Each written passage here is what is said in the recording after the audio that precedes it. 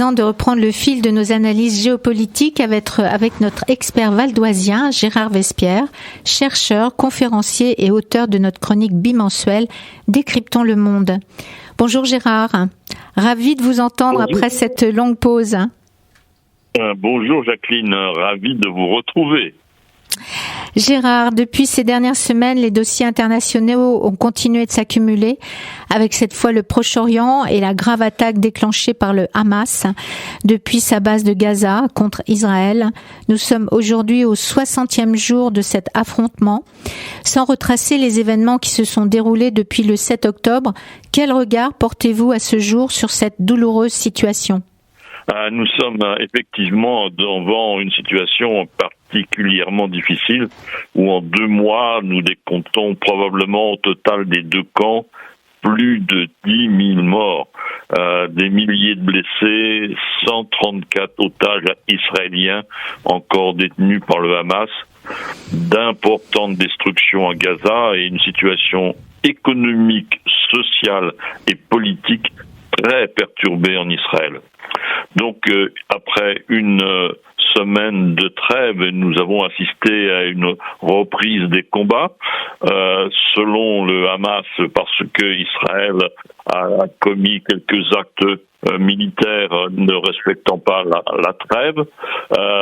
Selon Israël, la reprise des combats est liée au Hamas, qui n'a pas respecté donc la libération complète des femmes et des enfants qui était prévue.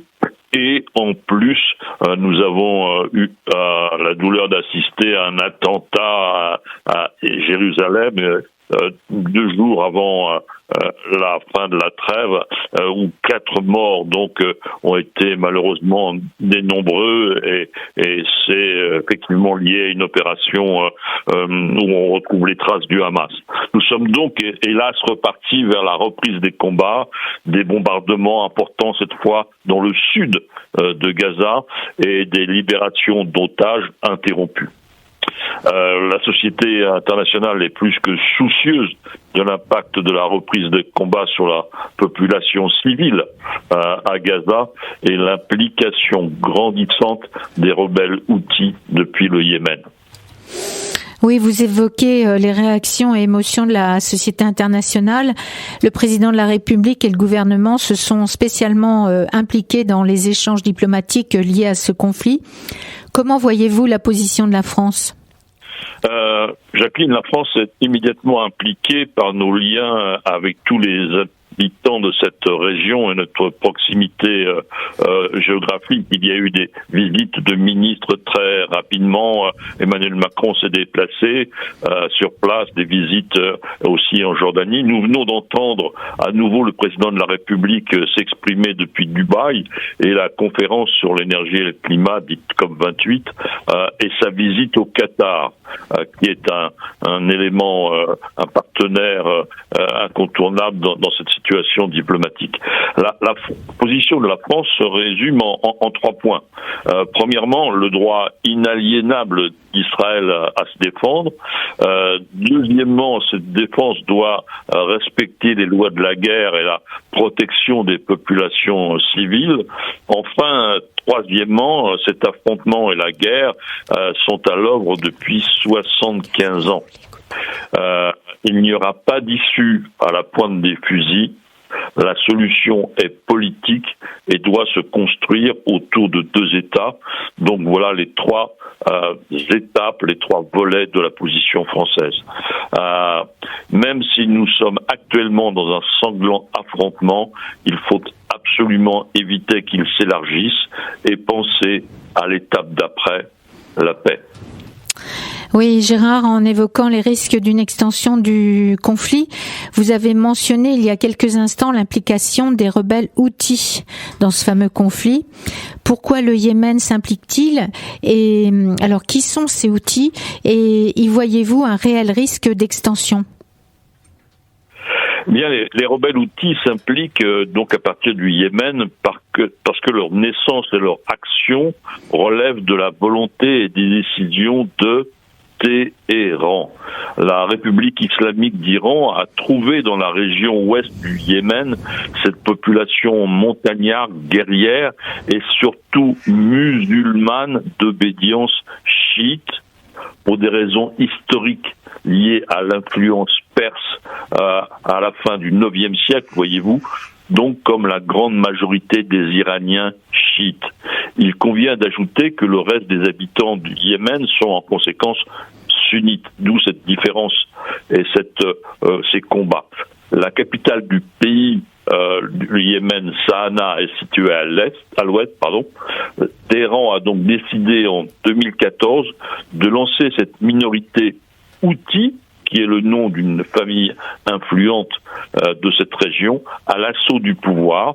Le président de l'époque en place fut renversé. Et la capitale et le pouvoir politique donc assurés par les Houthis.